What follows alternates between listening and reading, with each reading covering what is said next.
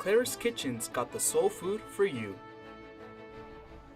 UNT men's basketball makes history after finally getting back to the Conference USA tournament.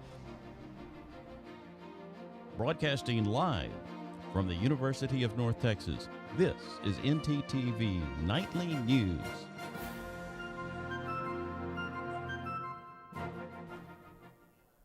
Thanks for joining us on ntTV Nightly News. I'm David Moreno. And I'm Michaela Goose.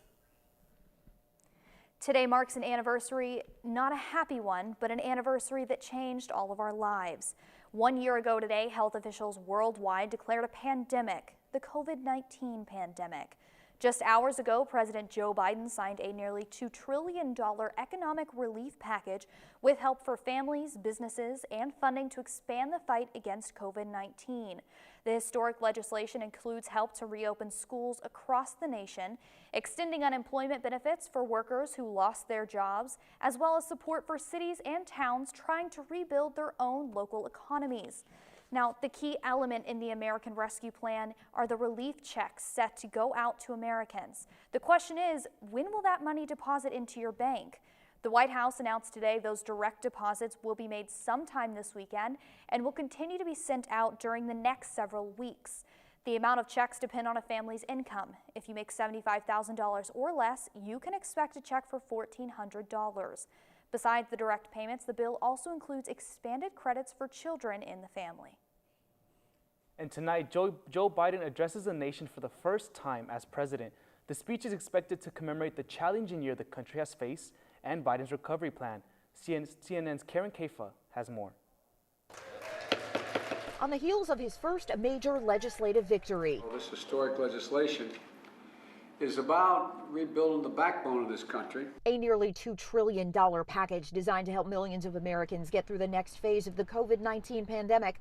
President Joe Biden will speak to the nation. He plans to provide a clear outline of his approach, level with the American people about what is required of them, but also provide a sense of hope. Since taking office, the president has often reflected upon the more than 500,000 U.S. lives lost to COVID-19, leaning into the role of consoler-in-chief.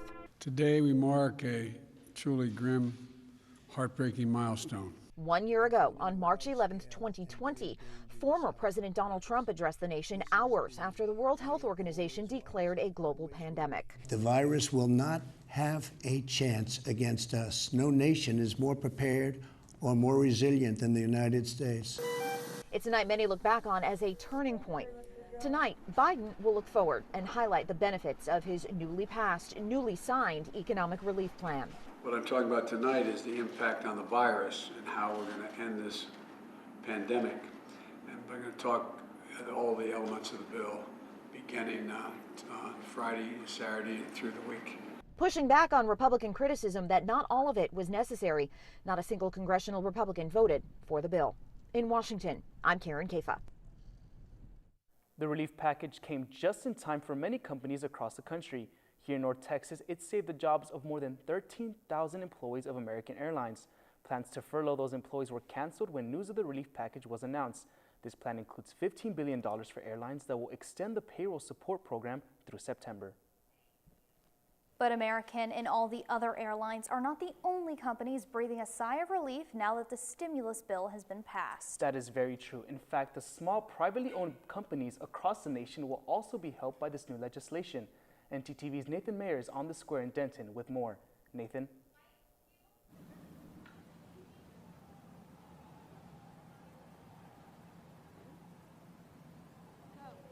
Thanks, guys. The American Rescue Plan Relief Act is going to help many small businesses across the country.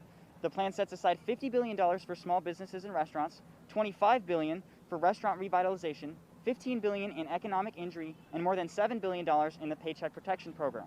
However, here in North Texas, many small businesses are struggling between allowing Governor Greg Abbott's loosened mask restrictions and telling customers to stay covered. Here are some of the businesses on the square that are continuing to enforce the mask mandate. This is just some of them on the square, as it is still a good idea to have your mask with you everywhere you go. Many companies are saying that safety is their first priority and are still being cautious with the full reopen. I think we are all ready for our restaurants to be safely back with full capacity. That's all I have for you tonight. David and Michaela, back to you. Thanks, Nathan. You know, today was one of those really beautiful days, Michaela. I woke up early, I went for a hike, and just really enjoyed the fresh air. Well, the most I did to enjoy the weather was have my coffee outside this morning, and it was amazing. I can imagine. Jordan, can we expect any more of that amazing weather this week? Thanks, guys. We actually aren't going to be getting very nice weather tomorrow, but before I get to that, let's go ahead and take a look at our current conditions for Denton, Texas. As you can see here, we're getting pretty much really nice temperatures. 77 degrees outside, feeling a little warmer at 79 and 13-mile-per-hour wind speeds. Little cloudy, little breezy outside. Let's go ahead and check with tonight's forecast. We're going to be getting just a tad cooler at 74 degrees. A little less wind at 9 miles per hour, and those clouds are going to be continuing through the rest of the evening. Going into tomorrow, though, we are going to be seeing some thunderstorms tomorrow morning. It's going to feel significantly cooler at 71 degrees and breezes in between 15 and 20 miles per hour. Now stick with us to hear more about that severe weather and for the 7-day forecast, because that's all I have for our first look. Back to you guys. Thanks, Jordan. With the warm temperatures over the past week, it is hard to believe we were in single digits just a couple of weeks ago. Everyone suffered in some way from that weather, and UNT was hit by extensive damages. But we don't know about the people who repaired those damages and got our school back on its feet. The winter storm affected the entire state of Texas. But who was keeping the lights on at UNT? These unsung heroes spent the days at the university fighting Mother Nature herself to keep the school standing tall. Here at the USB building, we had water that entered the building back here towards this back dock area, and as it again rushed through the building, we've got saturated carpet, we've got drywall that's actually now we've been able to come in and remove to get the drying process it's been long underway. But the facilities team is not the only team who pulled together to keep the people around them safe. And anytime there's an event like something that doesn't happen every day in the workplace, you know, you're either going to have high spirits and everybody's going to pull together and you're going to feel like you're really truly a part of a team, or you're going to feel alone and like you're on an island. Well, there was never that feeling with us and our team. And I say that with us and our team, I mean the whole university, you know, population, from the workforce to the students. Everyone truly pulled together and made this a team effort. Luke Taylor spoke to us about the people working behind the scenes through the Texas-sized blizzard to ensure that students and faculty had a school to return to. You know, we're going to do what it takes to get through this, because we will get through this. And we have such great leadership within our department, you know, and across the board at UNT, but within the facilities department, we have great leadership that they're going to be right beside you through this. We will keep you updated as UNT continues to repair the damages done by the snowstorm. Well, Michaela, with the weather getting warmer, it's time to get back outdoors. You can say that, David, and time is exactly what it means. It is time to change your clocks. We spring forward this Saturday night. The good news is we will have an extra hour of daylight in the evening. The bad news is we lose an hour of sleep on Saturday night. That is the part I hate. Well, I guess it just means you can't binge watch all your Netflix shows this weekend. While I can't watch my Netflix, I can That's right, guys. watch UNT men's basketball wearing victory green yesterday after the first round Conference USA matchup against Middle Tennessee. Javion Hamlet shined with 11 assists, which is most that a UNT player has recorded in a Conference USA championship game. The Mean Green also allowed the fewest points in a Conference USA championship game with 56, while putting up the most in a CUSA championship game with 76. Head coach Grant McCaskill spoke on the team's dominating performance during round one. That we really tried to emphasize was not giving up second chance baskets. That's where we felt like the game could be won if we could limit them to one shot, and we were able to do that a majority of the game, and then we were able to secure some rebounds so we could play the other way, and our guards did a great job of rebounding. Javion Hamlet had 7, Mardrez McBride had 7 rebounds. That's how we got to play as a team, is be a good defensive team and figure out a way to get stopped. The Mean Green battle Old Dominion, number 2 in the Conference USA standings, here tonight in Frisco at 9. Michaela and David, back to you. Thanks, Zach. We'll check back in with you later in the newscast. Well, if you're on the wait list for the COVID vaccine, I've got some good news for you. And if you're not on the wait list, make your way because more vaccines are coming to Texas. Stay with us.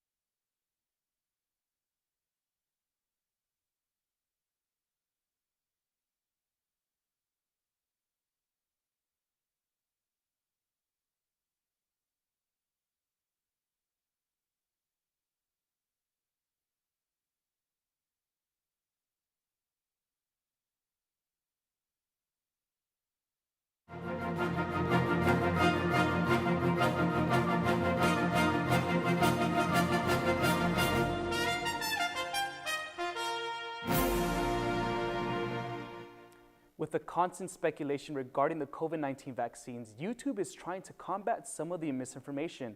Since October, they have removed 30,000 videos that contain misinformation about the vaccines. Since February of 2020, more than 800,000 videos have been removed for any general COVID misinformation. With only roughly 10% of the population vaccinated, eliminating any misinformation can help increase that percentage. And as vaccine supplies have steadily increased, CVS has added a dozen more states to its COVID-19 vaccine rollout. CVS partnered with the government to administer vaccines to the eligible groups within states. The company is one of 21 chain pharmacies taking part in this federal program. The pharmacy chain is now giving vaccines in 29 states and Puerto Rico in about 1,200 of their stores.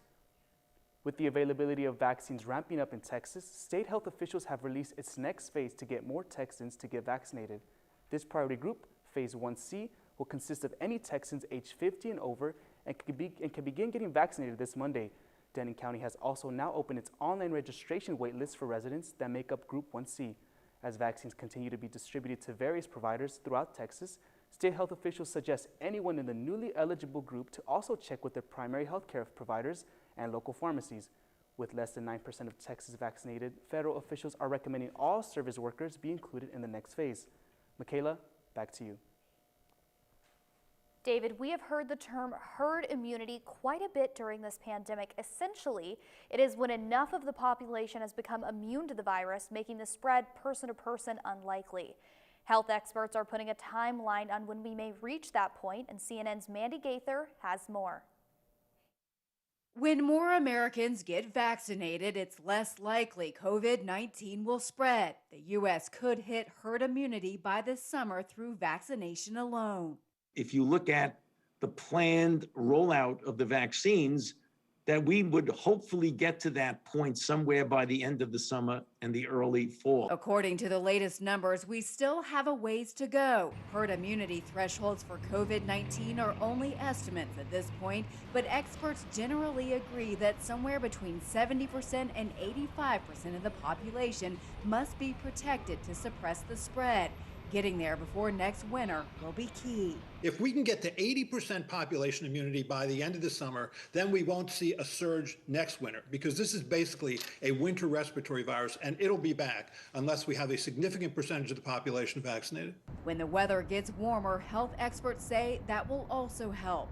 If you look at what happened last summer, when 100% of the population was susceptible and we didn't have a vaccine, still those numbers came down and then surged again in the winter. But it all hinges on Americans getting their COVID-19 vaccinations.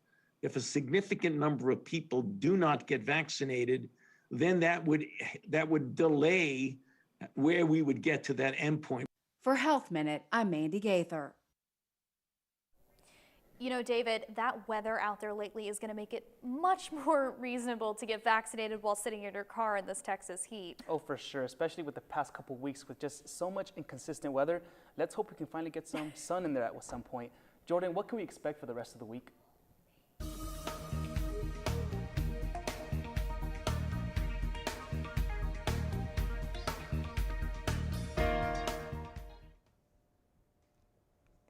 Thanks, David. You know, actually, in the next couple of days, we are unfortunately going to be getting some severe weather. But before I get to that, let's go ahead and look at our North Texas map. As you can see here, we're getting temperatures in the mid to high 70s and cloudy, breezy conditions across North Texas as well. Go ahead and zoom out into our across the state of Texas map, and we're going to be seeing pretty much the same thing. Our neighbors up in Oklahoma City are feeling much more like spring with 53 degrees, but everywhere else is feeling a lot more like summer. Let's go ahead and jump into our 7-day forecast for the week. Like I said, we're going to be getting hit with those thunderstorms tomorrow, and the rain is going to stick with us for the rest of the weekend with a 70% chance on Saturday and a 60% chance on Sunday. As for the start of our work week, the sun is finally going to come back out on Monday with a high of 74, and then those clouds are unfortunately going to come back a little bit into Tuesday and for the rest of the week. Into Wednesday, our temperatures are going to be dropping a little bit down, and Wednesday the same. Now, regarding that severe weather we are going to be seeing tomorrow, it's going to be a little dangerous to drive. So let's go ahead and look at some tips on how you can drive safely tomorrow. When you are driving in rain, you're going to want to make sure to leave enough space between you and vehicles around you. You're also going to want to drive under the speed limit. I know in Texas we drive crazy fast, but make sure you're driving slower tomorrow. Also, you're going to want to beware of hydroplaning. Try not to drive into any big puddles, and if you do start to skid, take your foot off the accelerator and drive in the direction that you want to go. I hope everyone has a safe and happy weekend. That's all I have for weather. Back to you guys. Is Google Maps turning into the latest social media platform? The company revealed that Google Maps is making big changes within the app by boosting user-generated content. Updates include the process of sharing photos of your location, communicating with local businesses, and even paying for parking. By doing this, Google is trying its best for the app to be more than just a location, services, and directions. Maps is not going to be able to help you when it comes to that street construction in Denton. For those of you who know, the construction is an ongoing issue that is having heavy effects on some local businesses. Everyone's worst enemy. The cones, the noise, and the blockage make it hard for residents to navigate their way through the city. But for local business owners, it's an even bigger problem that's been going on for too long. Wayne Lacombe, co-owner of Legends Diner, is a business owner on Elm Street who has been struggling at the hands of the ongoing construction, which started back in early January of last year. So business was good for a couple weeks till people realized we had construction going on down here, and then it went downhill pretty quick. We saw probably from January to March, probably a decline of about 50%.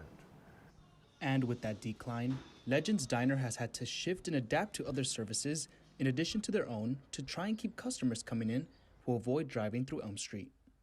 We did as many promotions as we possibly could think of and come up. We also started with the DoorDash, Uber Eats, Grubhub. Further down the road, another business, Taqueria Tres Carnales, is facing a similar situation. I don't think we even know our full potential because of the construction. The construction has caused so much hindrance and traffic through here that we don't even know what we're supposed to be until I think the construction's going to be gone. Either way, both businesses remain hopeful as construction is slated to end spring of this year. We have definitely been in contact with the city and we're working on different grants and funds available to get. For ntTV News, I'm David Moreno. Coming up, one of UNT's police officers will attend an elite program. And if you're looking for some food that fills your soul, we have the place for you. Stay with us.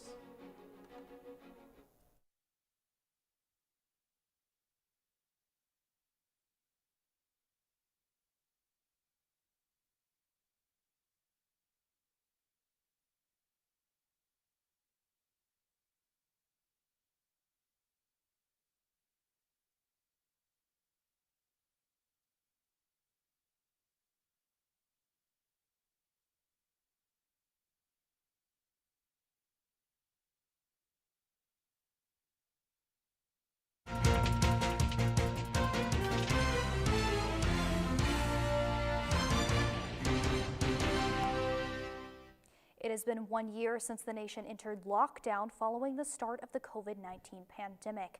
Now, President Joe Biden is outlining his plan to get us, quote, closer to normal by July 4th. This includes a move to make all adults vaccine eligible by May 1st. The president says that his move requires cooperations from all Americans. You know, David, it's getting towards the end of the term, and for spring, that means graduation. But for me, that is still 2 years away. But Armando Berry is out at the UNT Police Department with more on someone that just did graduate with very high honors. Armando? That's right, David. One of our own police department captains, Jeremy Polk, recently graduated from the Leadership Command College. Polk is the first officer from UNT to ever attend this elite program for Texas law enforcement officials, but the captain didn't make that journey alone. Called command staff training. So it's really for like lieutenants, captains, higher up in police, or people that maybe want to be chiefs someday. Those are the people in this class. Command College is modeled after the FBI National Academy, and it's free. Polk says it was a real honor to be a part of it. And even though I know a lot of things about myself, it helped to see other people come in, because a lot of these were firms and people who came in to also talk to us about the results and to tell us more about it, explore those kinds of things. So we're going to meet and learn from each other.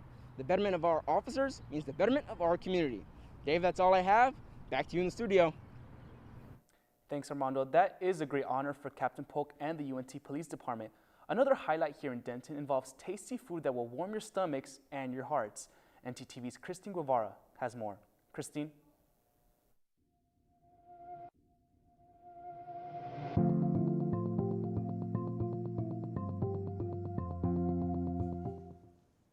That's right, David. Now, are you craving some food for the soul? Food that will comfort you and take you back home? Well, a local Denton restaurant called Clara's Kitchen got the fixings for you. I visited the restaurant to get a taste of what they have to offer for the Denton community. Clara's Kitchen is located on 511 Robertson Street, right here in Southeast Denton. The charming pink house serves comfort food that will hit just the right spot. From ribs to mac and cheese to candied yams, you name it. We sat down with the owners, Tammy Bradley and Manuel Gooden, to further discuss what Clara's Kitchen is all about.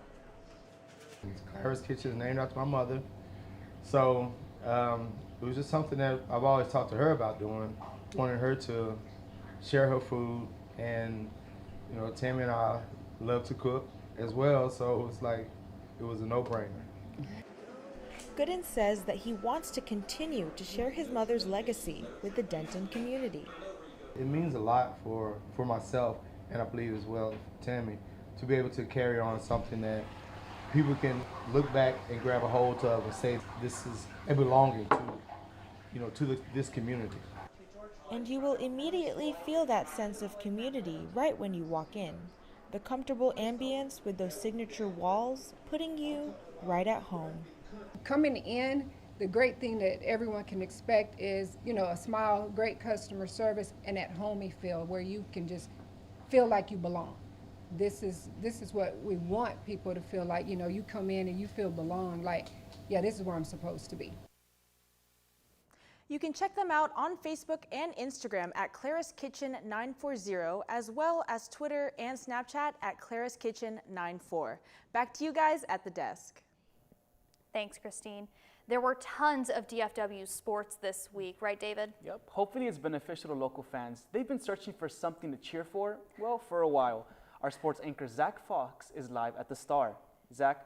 Texas sports fans are begging for positive news. Cowboys finally get their quarterback, while the Mean Green question their own. I'll have details from the Star after the break.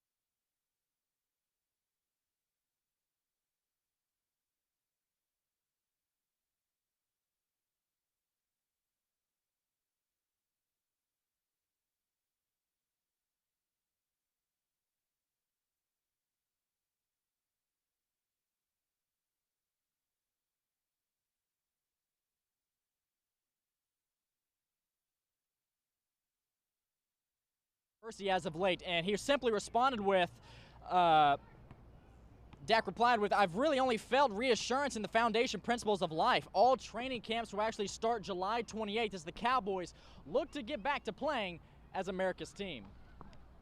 Now, as far as the new stadium is finally built, the Texas Rangers are finally back to 100% as far as fan attendance. The club will have a mask mandate and ask for voluntary compliance from the fans.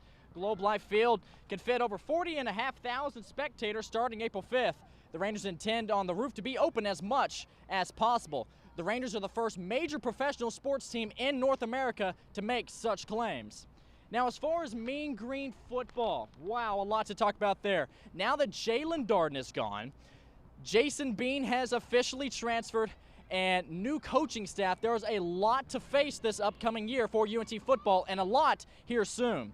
UNC quarterback Jace Rutter is set to arrive this summer, so that means that Austin Ani is going to be starting quarterback.